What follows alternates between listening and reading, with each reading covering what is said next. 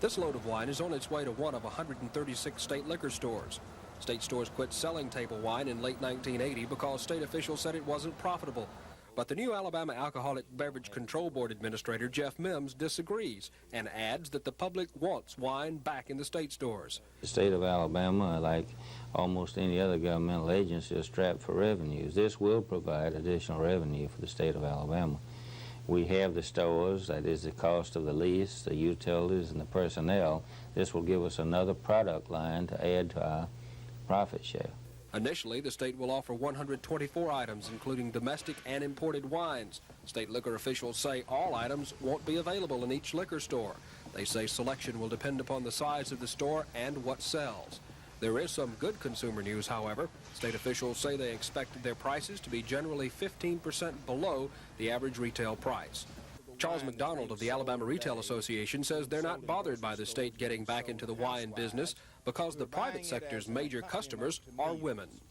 And generally, women do not frequent ABC stores, and I think that they will still purchase table wine at their local retail grocery store. One difference consumers will find in buying wine is that some private retailers will offer cold wine for sale. State Liquor Administrator Jeff Mims says the state doesn't plan to offer that service. Dennis Latham, WSFA TV News.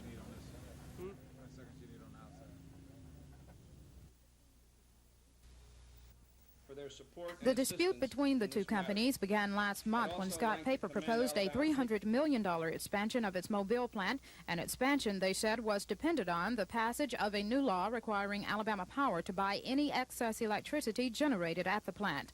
But Alabama Power won the first round in the legislature, saying Scott's proposed bill would force the power company and its customers to pay too much for any excess electricity.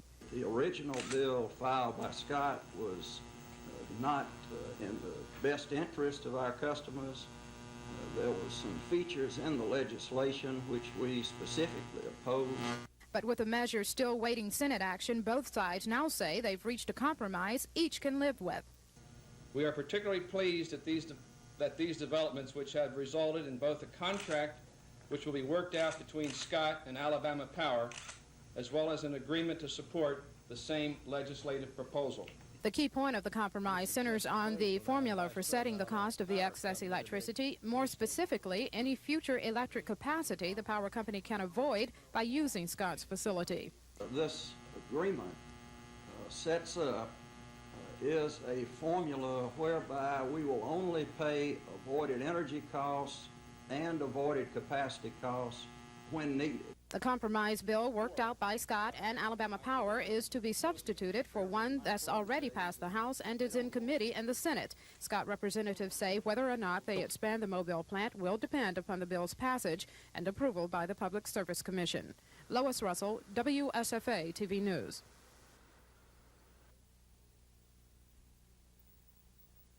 Basically is trying to do is eliminate the numerous appellate issues that are brought up time after time after time, some of which are clearly frivolous, and to reduce the amount of appellate time that these inmates can stay on appeal. It simply gives a discretion in the federal court to either stay or not stay. It's going really toward the last minute stays. It also, I think, says that a federal district court judge not only it will have the most effect and impact on the Ritter case only after or until Judge Hand issues his ruling, and when he does, if it's favorable to the state, that is, if he upholds the conviction and sentence, then it certainly could have a big impact, because I think the language of this decision says that it will give the appellate district courts the opportunity to set up procedures to reduce and almost eliminate, hopefully, the ridiculous number of frivolous appeal issues that are set forth over and over and over again by criminal inmates in death penalty cases. The General Richard Montgomery was first envisioned by the Montgomery J.C.'s. But tonight, the steamboat has a twin, the First Lady. Built near Millbrook, the First Lady was ordered by the Washington boat lines to haul as many as 600 passengers on the Potomac River. Even though the paddle wheeler lacks the finishing touches to make her as beautiful as the Montgomery, by the time she moves to the nation's capital, builders say she will be as white as a magnolia blossom. Crews will be aboard the First Lady as she moves down the river to Mobile, then across the Gulf of Mexico, and eventually up the intercoastal waterway to Washington. As she moves at 10 miles per hour on the 3-week trip, laborers will be working day and night to sand, paint, and put the finishing touches on the ship that will bring a touch of the South to the nation's capital.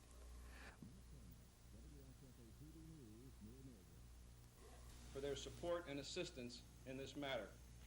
I'd also like to commend Alabama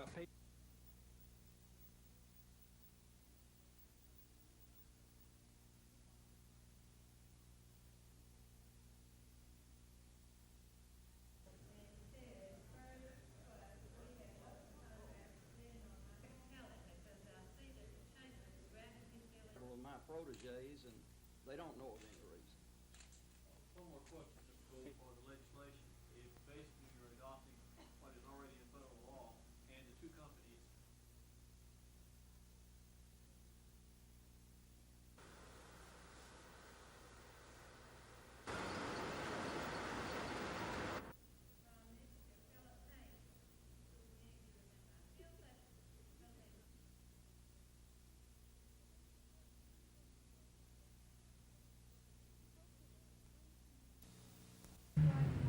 The folks of the Capri Community Film Society look at this old theater and get a little sentimental.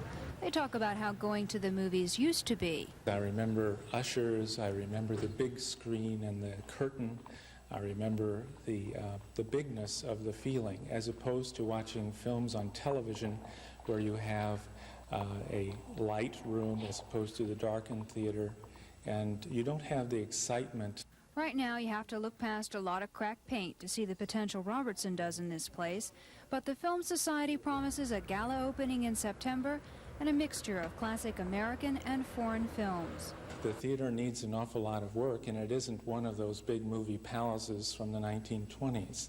But we're going to do our best to create a kind of feeling or ambiance that we remember from our youth.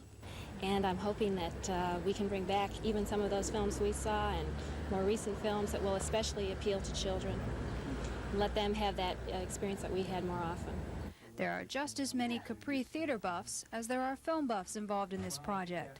People from the old Cloverdale neighborhood who didn't want to see the movie house close. People who think the most important word in the new group's name is community. Susan Silvernail, WSFA TV News.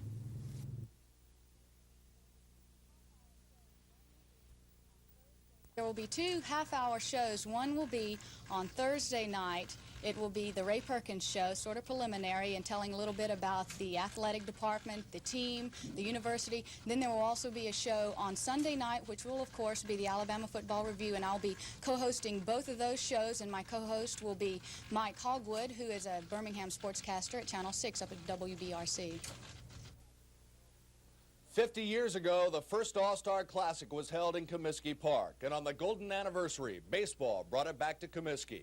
During the pregame festivities, the biggest ovation went to a man of Chicago, Mr. Cub Ernie Banks, the honorary captain of the National League. It was not an all-star performance early on. American League starter Dave Stieb of Toronto, facing the leadoff batter Steve Sachs of the Dodgers, he hits a number down the first baseline. Stieb retrieves the ball, throws to first, way over the head of Rod Carew. Sachs aboard on the error.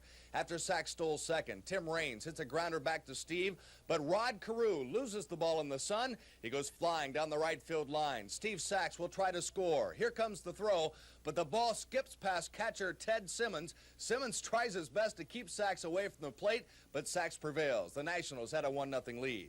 But then the American League took over in the third. Jim Rice greets reliever Atlee Hammaker with a drive. Solo homer to left. The American League had a 3-1 advantage. Later in the third, leading 4-1, Rod Carew slaps a single to left. Dave Winfield will test the arm of Tim Raines, and Winfield is successful. Mike Schmidt cuts the throw off, relays to second. Rod Carew appeared to be out, but Sachs dropped the ball. 5-1 Americans. Then with the bases loaded came the clincher. Hammaker's delivery is hammered by Freddie Lynn, blast to right field. The fans rise to see the first grand slam in All-Star history. Fred Lynn puts his name into the record books. The American League scores a record 7 runs in the 3rd inning. Fred Lynn, the most valuable player, as the American League defeats the National League 13-3. This is Scott Clark reporting for NBC News.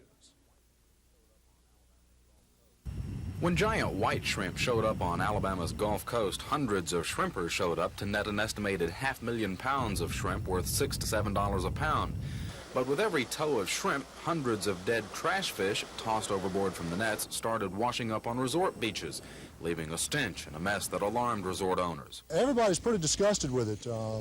The shrimpers are just right up on the beach and dumping the dead fish out. And when we found the 250-pound dead turtle on the beach 2 days ago, it was kind of upset your stomach. The Conservation Department reacted by stopping all shrimping within 3 miles of shore, a move that pulled shrimpers off what they consider a gold mine. But we got a problem too when we start making $3,000 a month notes on these boats. We just fill up here. When she's empty, it takes $10,000 to fill her up. What you're telling these people is we don't like you commercial fishermen in Alabama. Move out. We're closing the water to you. Well, we've got a situation where we have to balance the interests, though. I We've got understand the tourists and the people that have a right to use those beaches, and it was to the point where it was almost prohibiting them from doing that. Shrimp dealers and conservation officials today met in the Attorney General's office to try and negotiate a settlement, but it will be tomorrow before the Conservation Department meets with shrimpers to see if there is a way in this rare occasion shrimpers and resort owners can each make a living from the same Gulf water. Chris Grimshaw, WSFA TV News.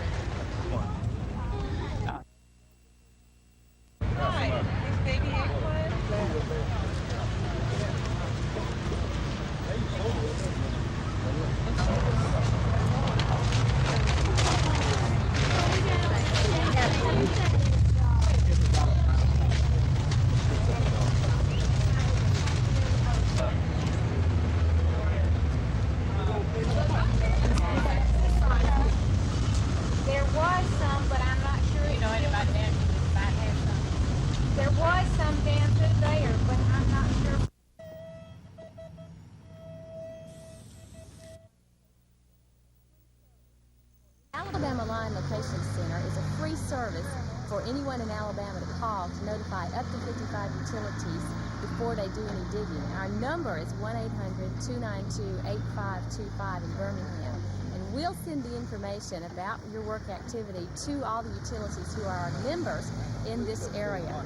They will then come out and stake or mark their underground utility lines.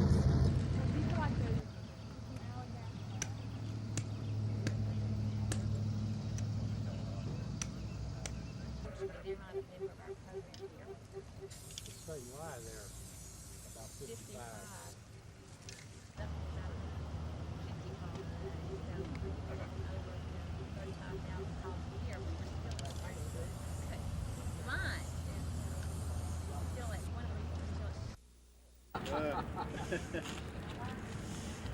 We're giving them on a lot of them for you, Belle. That's good.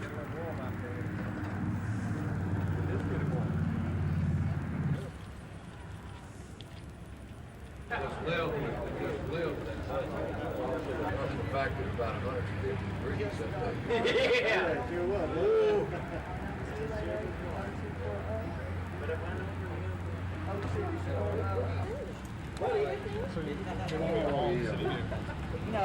Where's Cuddles? Cuddles could have helped me with it. She's jealous.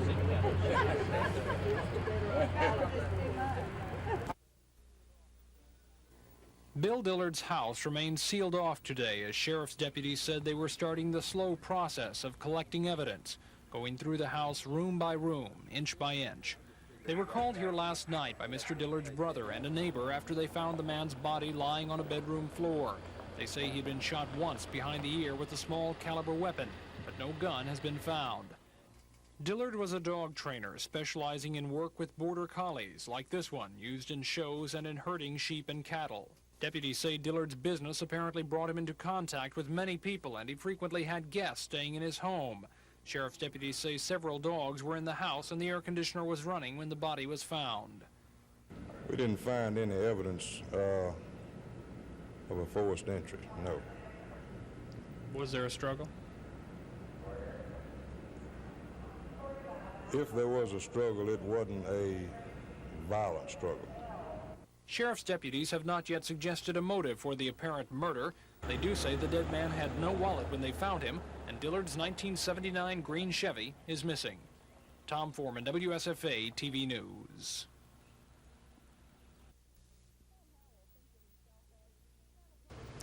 Sam Howell thinks of himself as Santa Claus's cousin. He's the guy that takes care of the children that the other jolly old elf misses. Sam makes toys, lots of toys.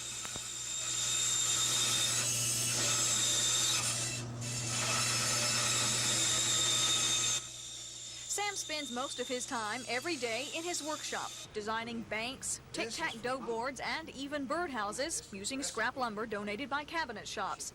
Sam's 73 years old, been retired 12 years, and he says making children happy with these toys is what he's here for. He's got wagons full of blocks, just stacked up, waiting to be claimed. Sam wants to give them to small churches in the area so they, in turn, can give them to their children. I feel like the reason the Lord has let me live this long is that I can do something for somebody else. And the smile that you get on a child's face when you give this child a toy, you give this child something, that child gives something back in the way of a smile. He doesn't have to say thank you. Gina Gregory, WSFA TV News.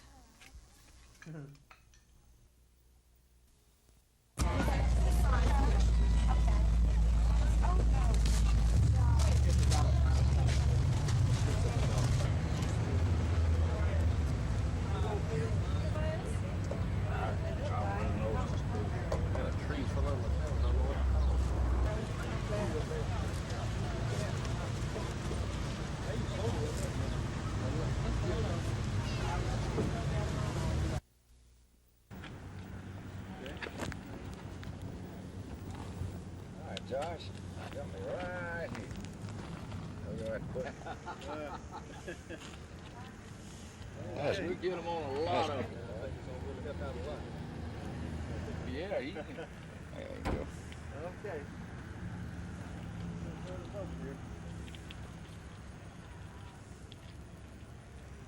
My friend with me this morning.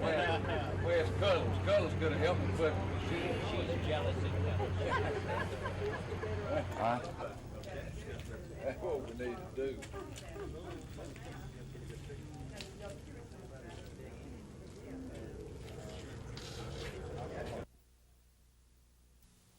I understand would have county governing bodies, once those forms were established, would have the authority through version.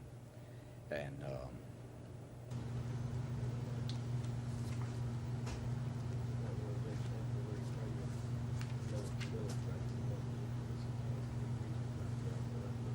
what are these forms we're talking about? The legislature's going to establish forms. I'm not real.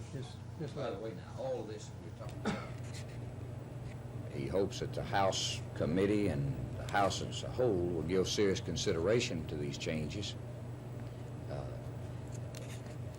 No one change in particular should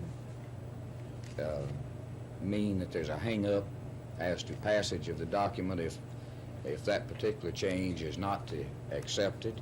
At the same time, that doesn't mean the governor is less than interested in these changes. He's sincere in the suggestions that he's making.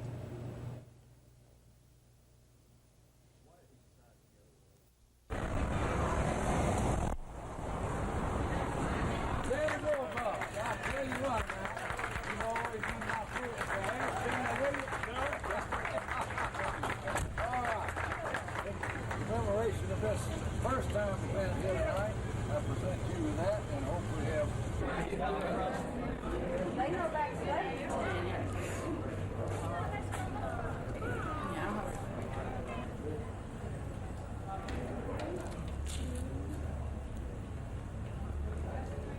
bet you I can tell you who you had first grade right.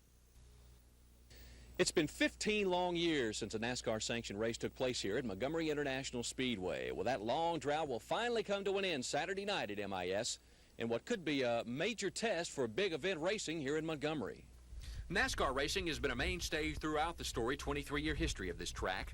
In the 50s and early 60s, such names as Allison, Bonnet, and Farmer helped launch successful careers with wins at MIS. Those days have since passed, but hopefully not for long. At a news conference this afternoon, track officials announced the return of NASCAR to Montgomery. B.J. Parker, the promoter for this weekend's race, announced a field of about 25 cars and a purse of $8,000 for Saturday night's race. Parker is quick to point out the return of NASCAR to MIS may only be a one-night stand unless race fans support the card. And track manager Judy Womack, who has worked for 2 years to get a NASCAR-sanctioned event back in Montgomery, hopes this will be the spark that turns racing around at MIS. To me, NASCAR is the magic word in Montgomery and in racing. And I feel like that if this is a good race, people show up and show that they want NASCAR back, I think I can get it. That's what I'm working for. Names like Red Farmer, Davey Allison, and Harry Deaton will be in the field Saturday night. The gates will open at 5, time trials begin at 7, and the green flag drops at 8. Race promoters say there must be a crowd of at least 2,000 here at MIS Saturday night. If not, it may be another 15 years before NASCAR racing returns to Montgomery. Rick Pons, WSFA TV Sports at Montgomery International Speedway. Control! Get that ball and go! Get, take control! Move across, let's go! No, it's not yet football season, but for some 200 junior high and high school cheerleaders across the state, it's a time to gear up for the upcoming season. These young ladies are on hand for the 11th annual Southern Cheerleading Clinic being held this week at Huntington College. 18 schools from across the state are represented with a staff of college cheerleaders doing the teaching. They are evaluated on how well they improve each day, what they do from yesterday to today. The final competition is competition against the 6 or 5 best squads that the staff chooses. That's right! Dynamite! Dynamite! Dynamite! Dynamite! Dynamite! Dynamite! Dynamite! Dynamite! Dynamite! Dynamite! Dynamite! That's right! Championship squads will be crowned from both the high school and junior high divisions, and the winners have the pleasure of cheering before the national television cameras at the Blue-Gray game on Christmas Day. The finals competition will be held tomorrow morning at 10:30 in the Huntington Gym. Come on by and cheer them on. It's open to the public. Rick Pons, WSFA TV Sports.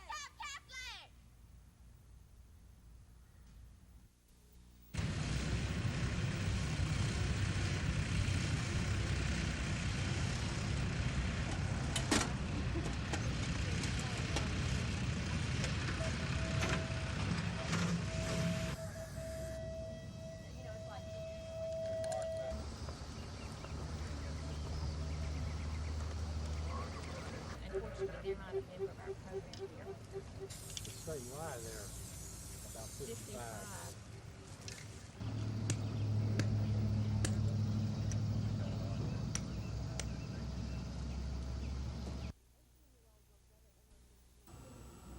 18-year-old Rosetta Emerson's nickname should be Hope. She hopes to finally graduate from high school this fall. She hopes to further her art career, and she hopes to one day go home from the hospital for good. Rosetta hasn't graduated yet, nor enrolled in the Atlanta Art Institute, because for the past several months, Rosetta has spent the majority of her time in the hospital. She has sickle cell anemia.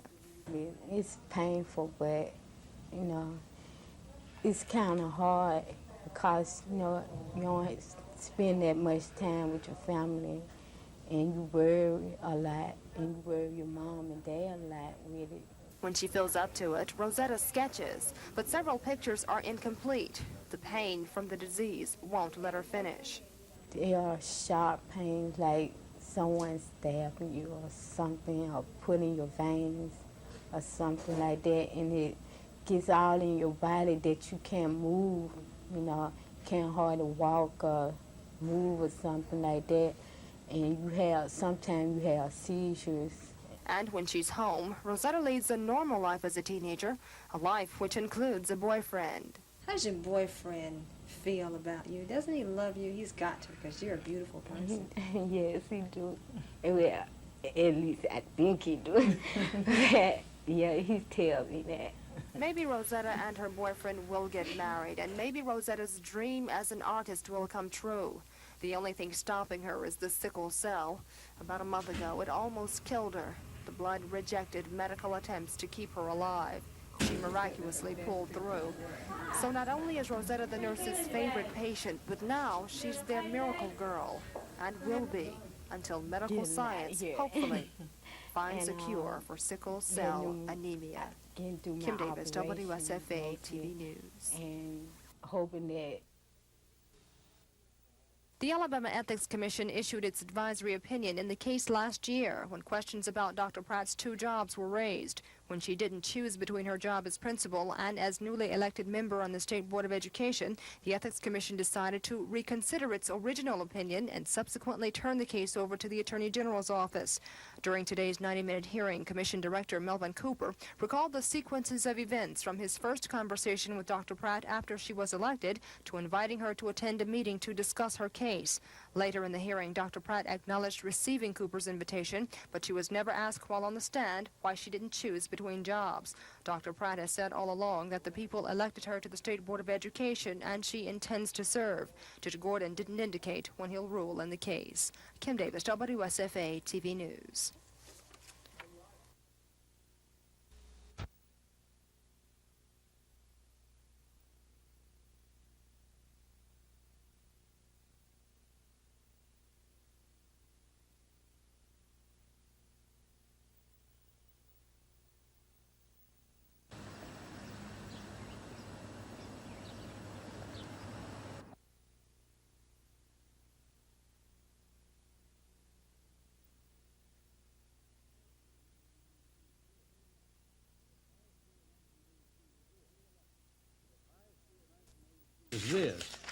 Is that last year in 1982 we had 3 elections. We had 2 primaries and a general election. It cost the people of Alabama nearly $4 million. Primaries this year would cost nearly $3 million, and also the cost for the counties in the distribution of the voting machines in large counties like Jefferson and otherwise would add several more hundreds of thousands, even millions of dollars, the cost of holding an election. We're going to have an election next year in the presidential primary, and we had 3 elections last year, you might say, and it looks like we're having elections every month or so.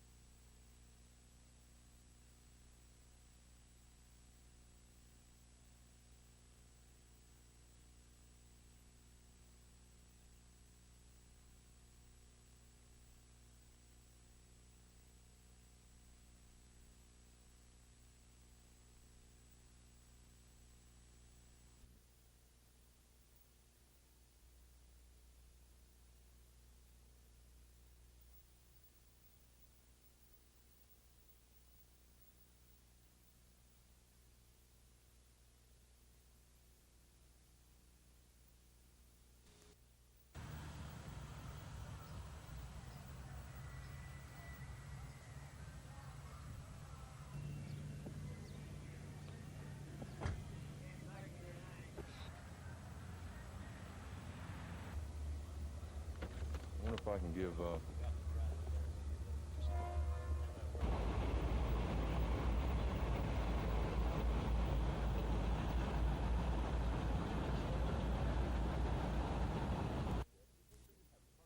Sir Walter Raleigh once said, "History hath triumphed over time." Well, history and triumph have a lot to do with the new addition to Squadron Officer School. Heritage Hall is a collection of pictures and artifacts depicting man's history and triumph in aviation. One central theme running through the exhibit, the contributions young officers have made to air power. Our idea in building Heritage Hall and our heritage displays was to focus on the contributions of company-grade officers in the history of air power, so they could see what a rich heritage they have behind them, and hopefully let that allow them to role model for a very successful career in the future. Many priceless articles are on display, including a piece of fabric from a plane flown by World War I ace Eddie Rickenbacker, a flight jacket worn by a pilot during World War II with a complete survival kit that was found sewn in the lining, and flight gear worn by a pilot during World War I. Organizers say Heritage Hall is 85% complete, and they are still seeking aviation artifacts from members of the public, who are also encouraged to visit the hall during weekdays. Don Phelps, WSFA TV News.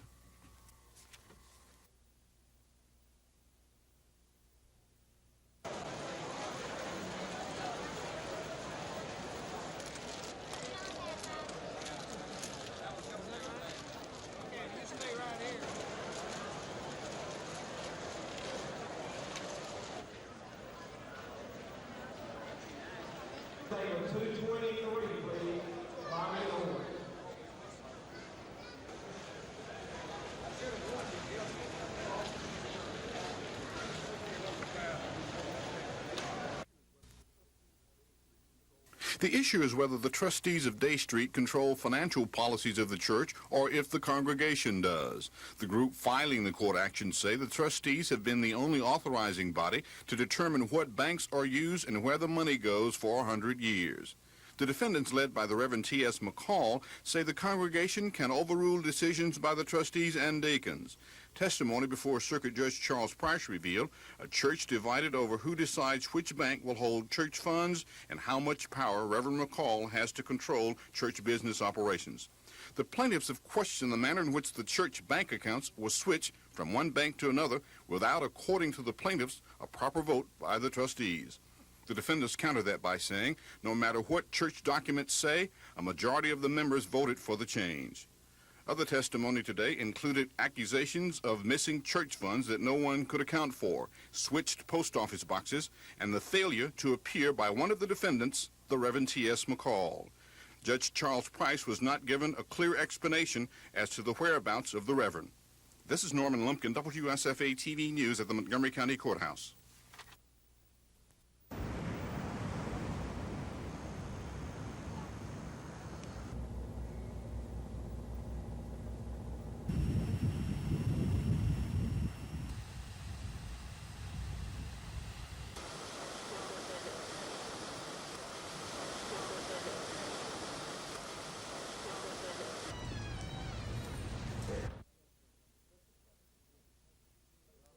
The shrimping has got to continue.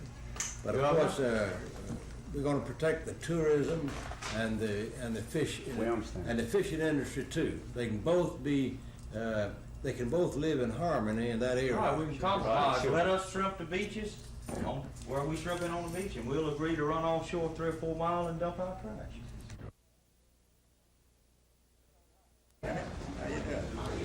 John Hodney. Gerald. Yes, sir.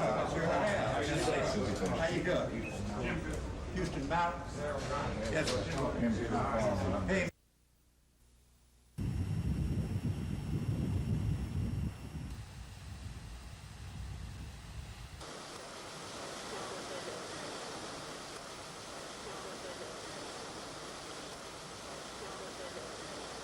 The way that it's being done. Law that there's no dumping in the Gulf waters within the 3-mile limit.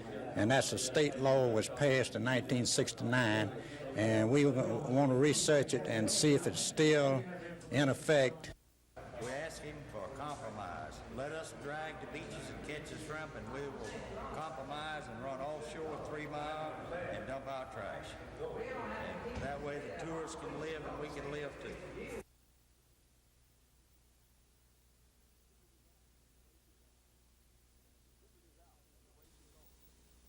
The secret is out and the race is on. With a minimum of fanfare, Governor Wallace showed reporters a proclamation calling the legislative election. The main question now is, will the major parties in the state hold primary elections? Governor Wallace says he's not making any recommendations in that regard. Folks have just gotten through running last year at the expense of hundreds of thousands of dollars and the expense of running again. And this does not preclude anyone from running for a governor if they don't have primaries. You can either run as you handpick yourself, is that what you want to call it, and run as an independent. This does not preclude anybody from running for the legislature of Alabama. But the state Democratic Party has a rule that won't allow a candidate to run as a Democrat once that candidate leaves the party to run as an independent or on another party ticket. One thing the governor did say about primary elections is that they cost lots of money, about $3 million. State money that he says could be spent on Medicaid, mental health, the blind, and the jobless. But the debate on primaries has only just begun. Chris Grimshaw tells us more about that.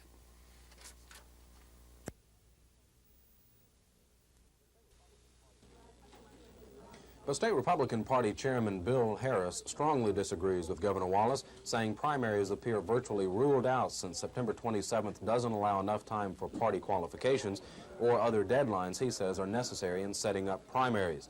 Mr. Harris, who's vacationing in Florida, said Governor Wallace apparently set the election date to benefit what he called the liberal Democrats, who he says want to retain control of the legislature through the nomination process. In announcing the election date, Governor Wallace made no secret that the Democratic Party executives had told him they also did not want primaries. The governor set the election date at the strong suggestion of federal Judge Truman Hobbs, who 2 weeks ago had been asked in a suit to force primary elections. Attorney Julian McPhillips, who's handling that case, agrees with Mr. Harris. It appears obvious that the short amount of time they've given us between now and the general election appears to be designed to prevent the possibility of party primaries. Today, Mr. McPhillips says he has asked the federal court to hear his suit quickly so it can either force the primaries within the time allowed by the governor or delay the special general election. Chris Grimshaw, WSFA TV News.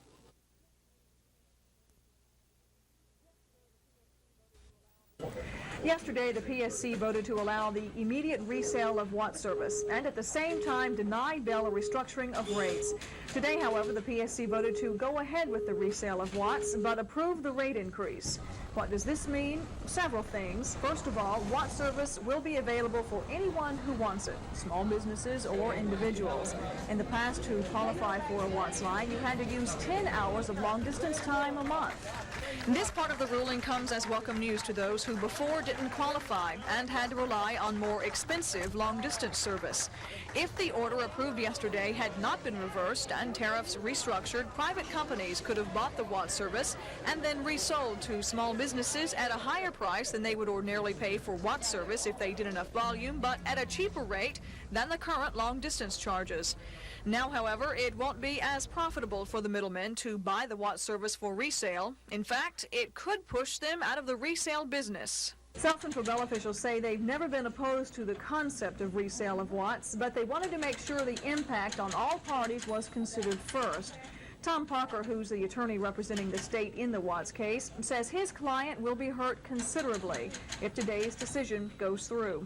He says the state will be forced to pay 150% more for full-time in-state Watts service. These tariffs are scheduled to go into effect August 10th. Gina Gregory, WSFA TV News.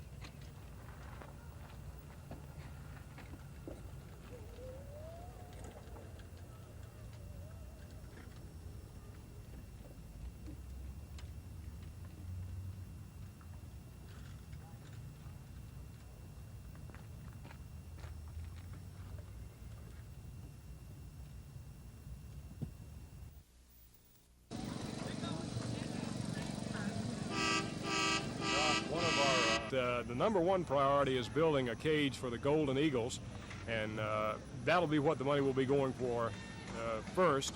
Then, of course, we hope to have some left over, and then that'll go for additional cages and other property for the zoo here in Montgomery.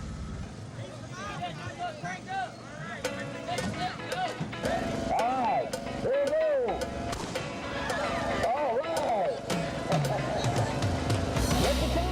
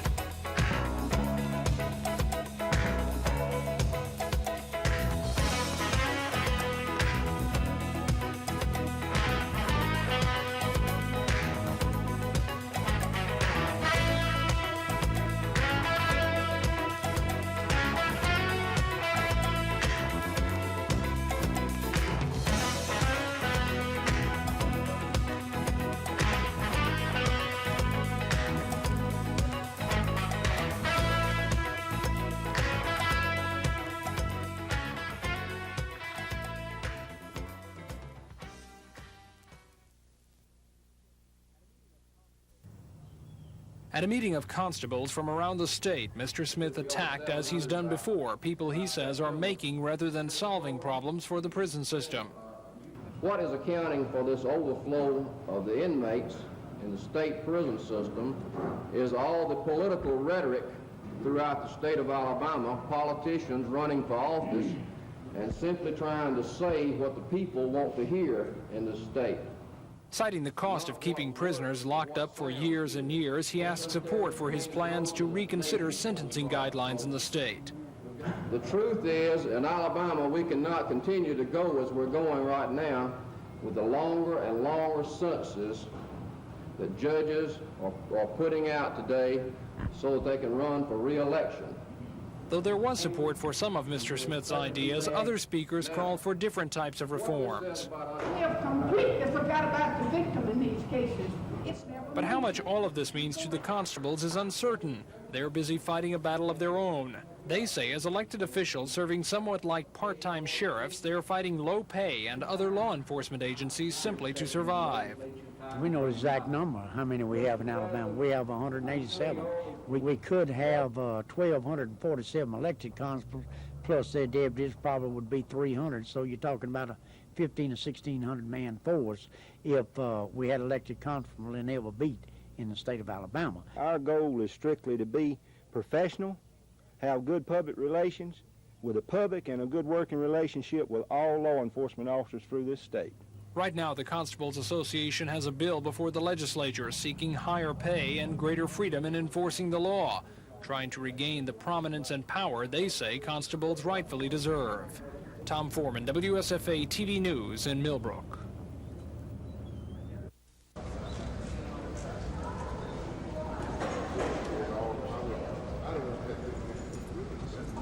Don't even use that word around the dealers because they don't like it. In other words, we realize that we have an image problem of the junkyard dog and so forth, but I have never seen an industry that is changing faster in my life. In other words, as you'll notice in the trade show, you'll see things like computers.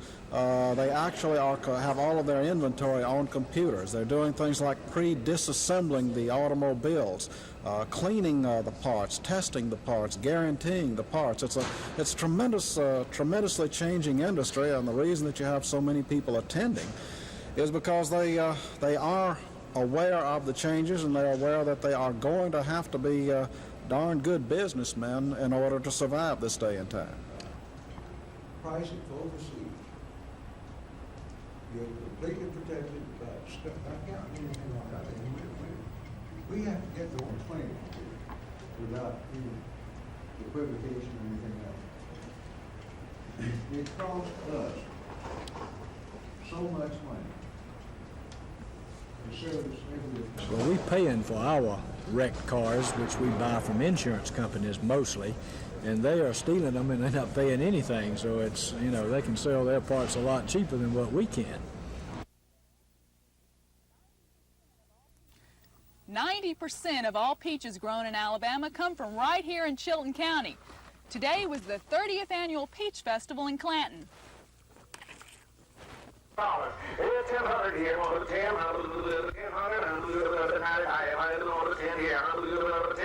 are you through? 9.5.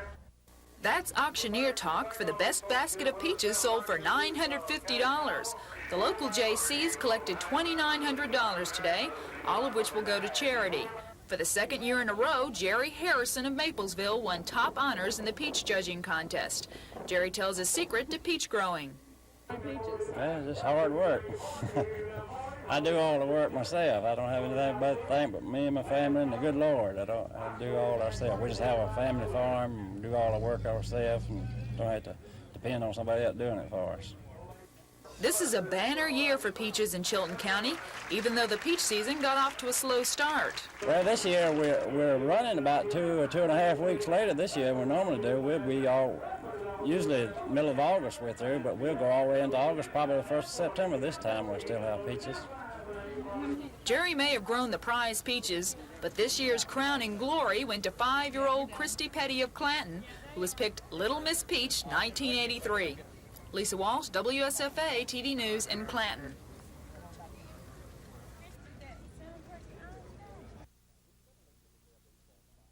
If you've ever laced up a pair of baseball spikes, tried on a glove, or swung a bat, you've probably had the dream of playing Major League Baseball. Well, for some 150 youngsters around the Montgomery area, that dream came close to reality here at Patterson Field today. Atlanta Brave Scouts Bob Scruggs and Rod Gilbert have been in town the past 2 days, clocking speed, timing pitches, and looking for good, raw baseball talent. This Montgomery camp is one of 17 being conducted by the Braves across the Southeast this summer. So far, 1,300 players aged 16 to 23 have showed up at the Braves camps hoping to be discovered. As of today, only one has been signed to a big league contract. But as Gilbert explains, immediate signings are a secondary function of these camps. Anytime you go into a state and you saturate a state with tryout camps, you might find 15 follow-ups, and you might find 2 good ball players that you can actually sign up to a professional contract. Anytime you get a young ball player that you can follow for the next few years, that's what every scout looks for. Gilbert says there were a couple of players at camp today with big league potential. One pitcher displayed an 88-mile-per-hour fastball, definitely of major league caliber. But other players can only hope. They realize the long odds and virtual impossibility of playing big league ball, but that doesn't discourage them from trying. I feel like my potential is not limited. I can do almost anything. I've been to several camps, and I found out, you know, maybe one day I might have a chance to be on a professional team if the things go right. Yeah, I'm trying. It's probably one of the last ones I'll go to. I've been, like I said, to 4 or 5 this year. If you missed this camp, you can try for one in Mobile this weekend. And if you can't make that, there's always next year. The Braves say they'll be back.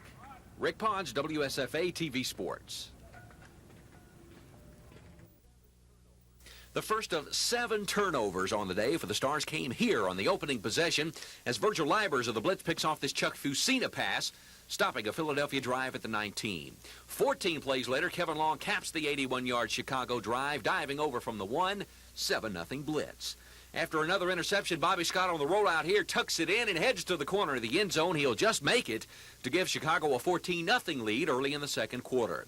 Philadelphia finally got on track as USFL Player of the Year Kelvin Bryant scoots untouched for a 10-yard TD run to cut the Blitz lead to 14-7.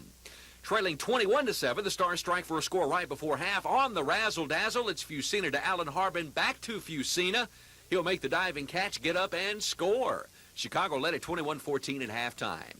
The Blitz continued to roll after intermission. When Tim Spencer scores on this sweep, it was 38-17 Chicago early in the fourth quarter, and it looked like a laugher. But back streaked the Stars. They scored 24 fourth-quarter points. And when Fusina hooks up here with Tommy Donovan for a 10-yard tally with 51 seconds remaining, Philadelphia had tied the game at 38, and it was on to overtime. And in the OT, George Allen looked on helplessly as his blitz just could not stop the Stars. Kelvin Bryant's 1-yard scoring plunge provided the game winner. 44-38, Philadelphia with a miraculous overtime victory. The Stars will now meet the Oakland, Michigan winner next Sunday in Denver for the USFL Championship.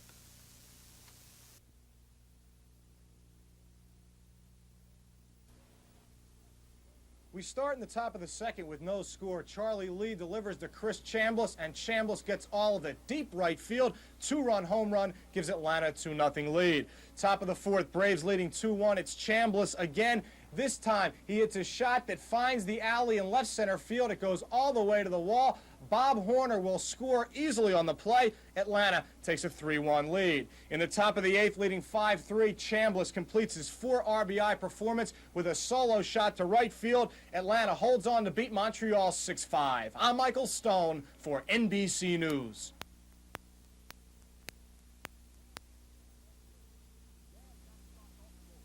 Yaz got the Sox off and rolling against Ken Forsch in the second. With this home run to right center field, it was his 446th lifetime 4-bagger, and the 2-run shot put Boston up 2-1. The Angels managed to tie the game in the fifth against John Tudor. This line shot by Tim Foley is snagged by Wade Boggs, but his throw to second sails into right field. Bob Boone scores to knot it at 2-all. But from there, Boston began to pour it on. Bottom of the fifth, Dave Stapleton tags one over the Green Monster in left to put the Sox ahead to stay at 3-2. In all, Boston scored 6 in the fifth, including another 3 courtesy Carl Yastrzemski. Yaz smacks this double to left with the bases loaded, scoring Rice, Armas, and Evans. Boston led at 8-2. Top of the sixth, Brian Downing adds a run for the Angels with a homer to left, cutting the Sox lead to 8-3. Boston adds a run in the sixth and another here in the seventh when Glenn Hoffman sends this shot to left, scoring Dave Stapleton. Tudor went the distance for Boston. He gets Michael Berry to ground out here, ending the game. The Red Sox snap a 3-game losing streak, knocking off California 10-3. You have in your mind today? My tomato plants is dying. You have anything on your mind today? Yeah! What you got on your mind? Yes, this thing and that and some more. The only harm I got is well alive. I ain't ready to die. But that's the only way I'm going to get out of there. That's right, too. Hope you keep living. That's what we try. I was supposed to be here to run down Judgment Day. You know, the rain kept everybody in. It's good for the farmers, and you know, being in a rural area, that's helpful, and sure makes bankers feel better because we know they're out there working. Well, we've just moved here to Greenville, and we hope we're going to like it. I'm living here with my little grandsons. I have 2 little grandsons, and so far I like it real fine. The people are so friendly.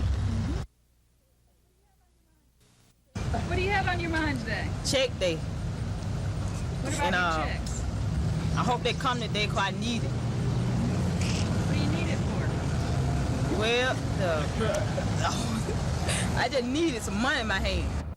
Like in cars and all, the Japanese products were better because Americans found that they could sell their cars at a better profit if they didn't put them together so well. But now the Americans are building a much better product, and it's come out recently that even in 1983, the American cars built over here are better than the Japanese cars in quality and build. So you think we need to buy American? Right. I think we should put on more trade restrictions. The Japanese did play an important part because of their, in making cheaper products. But I don't think if we keep going like we are right now, American products are going to be completely replaced by Japanese products. You have anything on your mind today? Nothing but my hat. But your hat? Yeah, got my hat on my head. That's all I got on my mind. You have anything on your mind today? Not much. I just gotten through playing tennis and I'm kind of pooped in this heat. Yeah, I'm sending off some contest. I'm entering contest trying to make some extra money. I'm gonna kiss these goodbye and hope I win. Yeah, I think so. I just got a card from my folks in Germany, and I'm just been there, and I'm just happy to be back in the United States after all this traveling around and found out how nice it is to be over here. What is on my mind today? Sunshine and blue skies, and I love Greenville. How about that? If You Love This Planet won the 1982 Academy Award for Best Documentary and has been shown nationwide. In the film, Australian doctor Helen Caldecott details the destruction and death caused by the atomic bombs dropped on Japan during World War II. She urges people to come out against nuclear proliferation. The reason we're showing this is so that this will not happen again. I'm Mary Kelly, and I'm a member of the Alabama Bilateral Verifiable Mutual Freeze. And as we started that name, it means that we will not go for a freeze unless both the U.S. and Soviet agree to it. The film will be shown in 7 churches and a synagogue this week. Dexter Avenue Baptist pastor believes all members of religious organizations must do what they can to support the freeze. Small discussion groups and seminars dealing with the whole issue, as well as mass demonstrations, seem to me to be in order because of the urgency. We don't have a lot of time if we continue to produce these devastating instruments of destruction. The U.S. House of Representatives has passed a nuclear freeze bill. The Senate will vote on that bill this week. If the bill passes the Senate, it is expected to face tough opposition from the White House. Lisa Walsh, WSFA TV News.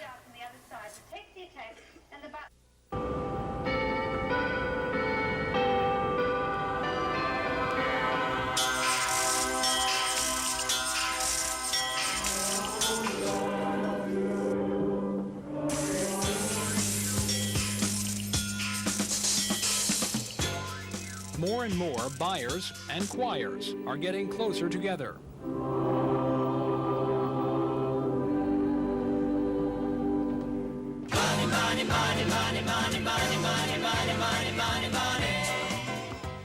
Ever since an increasingly large number of businesses have started opening their doors on Sundays, inviting people to come in and buy.